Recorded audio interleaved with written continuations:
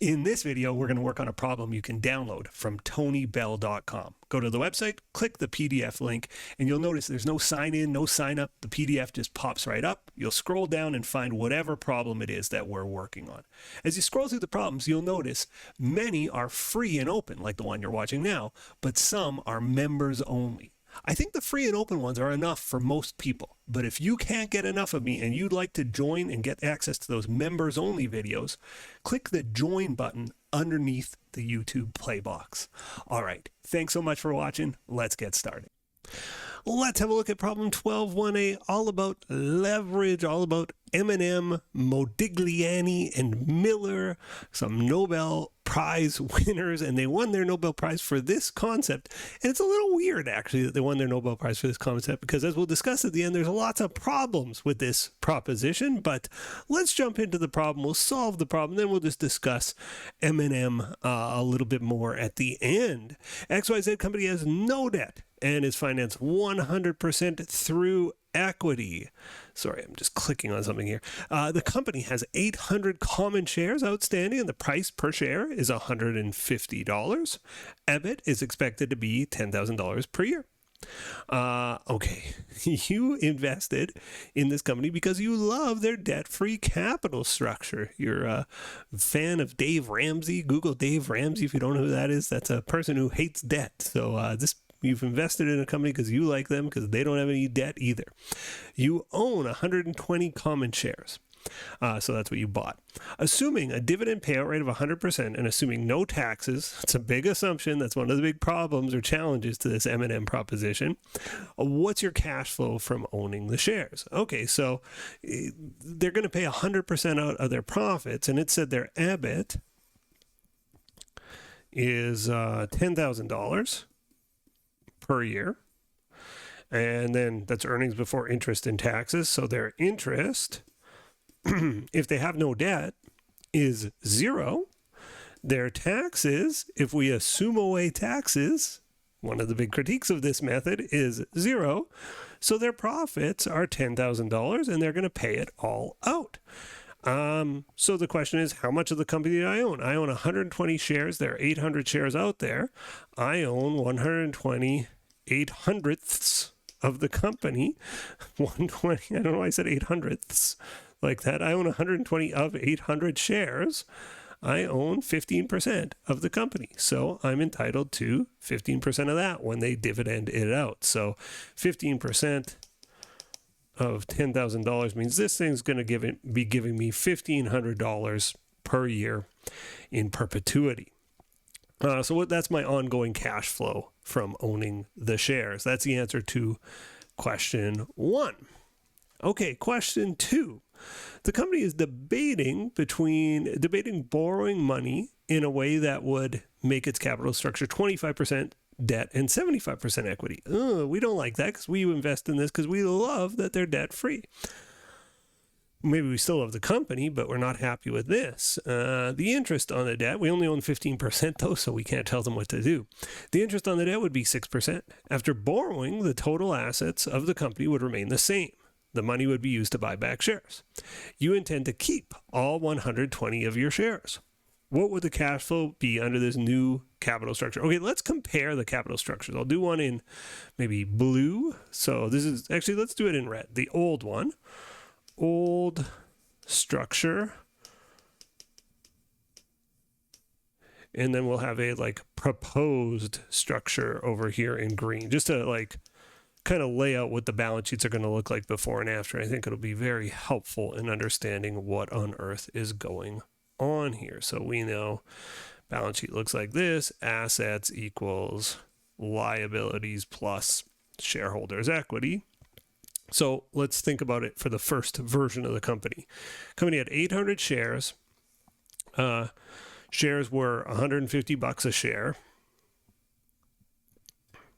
So 800 times $150 a share means $120,000 of equity.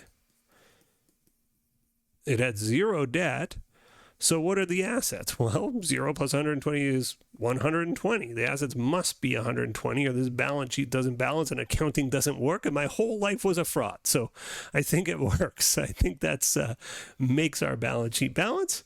Let's look at the proposed structure. Our assets, liabilities, shareholders' equity. In the proposed structure, it says the company is debating borrowing money that would give a capital structure of 25% debt, 75% equity. The interest is going to be 6%. After borrowing, the total assets of the company would remain the same. Okay, so our total assets are still going to be 120. We're just going to take on some debt and get rid of some equity. So it said 75% of this is going to be equity. So 120 times 0.75 is 90,000 is going to be equity. And 30,000, then I'm just doing the math, 90 plus 30 is 120, and 30,000 is 25% of 120. So that's what it's going to look like afterwards. Now, we keep all 120 shares.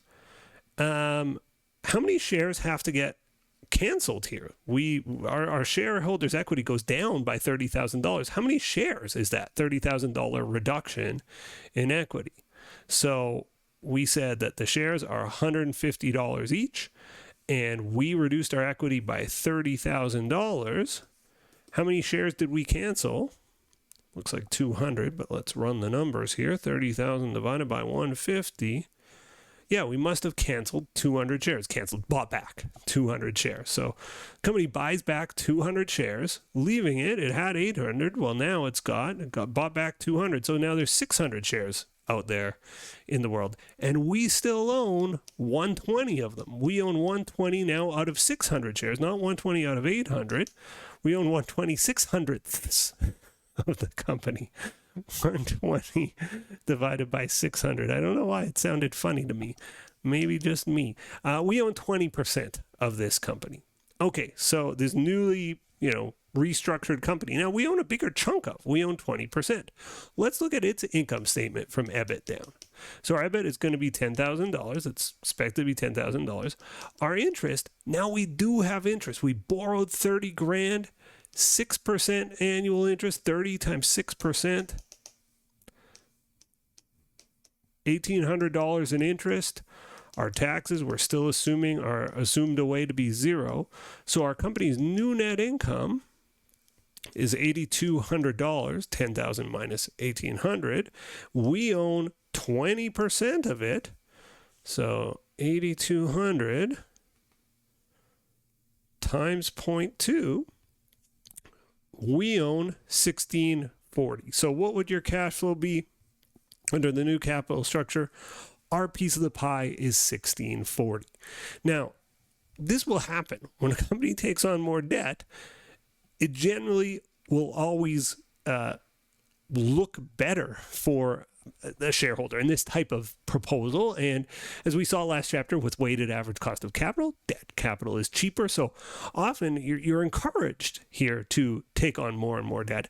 But there may be reasons we don't want to. Maybe we don't want to take on the risk in our portfolio, right? We have a portfolio of companies and this was meant to be our lowest risk play. And now they're taking on debt. We don't like it. Or we could be like Dave Ramsey, that guy I was telling you about. He's a YouTube celebrity. He's a famous personal finance person. He just hates debt. He's allergic to it. So he would hate to invest in a company that takes on a bunch of new debt. So maybe he's opposed to it in that sense or whatever. We're just opposed to taking on new debt. So here's what Miller and let me pronounce the name right. Miller and Modigliani say. They say, whatever the company does, it doesn't matter if they take on debt or not, if they have lots of debt or if they have lots of equity, because you as a shareholder can just move your portfolio around and adjust around it. So for instance, if you were investing in a company and you wanted them to take on more debt and they had no debt, well, what you could do is borrow money yourself and buy more shares, and you're leveraging yourself up. Or if is the case here, they borrowed money and you don't want them to, you can take money out of that investment and invest in something safer. Or even, as we're going to propose here, become a lender. Like you just take the other side of the bet. They're borrowing a bunch of money. You don't want it. Well, you lend a bunch of money to somebody safe with a similar profile to this company. So If the company borrows as proposed in Part B above, how could you make use of homemade leverage, so you just make your own leverage to adjust for this? Well, the way you would do it is you would say, okay, they've taken on 25% debt. We don't like that piece of the investment. We're going to sell 25% of our shares to adjust for that, right? That piece of our investment we're unhappy with, and we're going to maneuver that piece and just take the opposite bet with that piece of the pie. So we had 120 shares. We're going to sell 25% of them at, so 120 times 25%. I think it's 30. Should do this in different color ink. Well, I think that's wrong.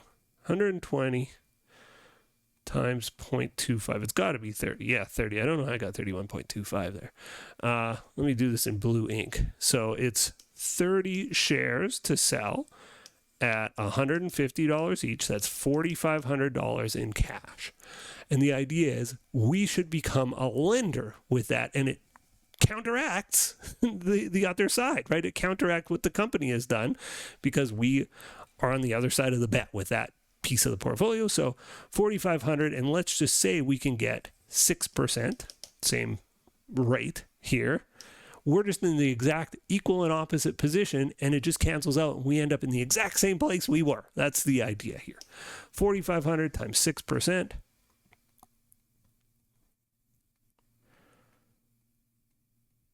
It's $270 coming in as far as interest revenue on that loan goes. So there's our interest rev on the loan. Now, what's the other piece? Well, this company's still the same. They still have net income of $8,200. If we sell 30 shares, how much of the company do we own? We own 90 shares. Now, we owned 120. I'm all over the page here. We owned 120 out of 600. Now we own 90 out of 600. So we own, what percentage of the company? 90 divided by 600. We own 15% of the company again. So we own 15% of this $8,200 profit. I think it's probably behind my head. Let's do the math. 8,200 profit times 15%